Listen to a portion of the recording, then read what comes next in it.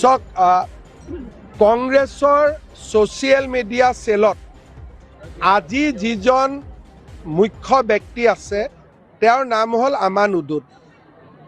হৰ্ষ মণ্ডল দিল্লীৰ এজন ক'ব গ'লে লেফটিষ্ট হয়। আব্দুল মহিব মজুমদাৰে এখন কিতাপ লিখিছিলে, তাত কি লিখিছিলে যে অসমত অসমীয়া পিছত আহিছিলে, মিয়াসকল আগত আহিছিল। এই কিতাপখন কোনে সম্পাদন কৰিছিল? এই আমান উদুদ বুলি ল'ৰাজন, যিজন ল'ৰাক টিভিত আপোনালোকে দেখি থাকিব কংগ্ৰেছৰ হৈ কথা কোৱা।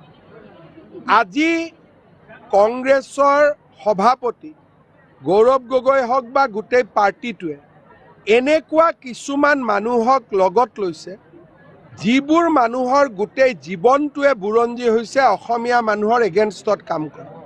আৰু এইবিলাক মই এনেই কোৱা নাই, তথ্যৰ আধাৰত কৈছোঁ। এই কথাটো 2 বছৰ আগতে মই বিধানসভাত কৈছিলোঁ, তেতিয়া তেওঁ কংগ্ৰেছত নাছিল। আৰু এইবিলাক কথা মই বিধানসভাত ৰেকৰ্ডত কৈ থৈছোঁ। আজি সেই ল'ৰাজনক উকিল হয় আনি পেলাই কংগ্ৰেছৰ ছ'চিয়েল মিডিয়া চেলৰ চেয়াৰমেন বনাইছে। আৰু দিনে ৰাতিয়ে মোৰ ল'ৰা, মোৰ ছোৱালী, এইবিলাকে বেয়া বেয়া কথা লিখাই তেওঁলোকৰ এটা কাম হৈছে। তেনেকৈ অসমত ৰাজনীতি হয় নেকি?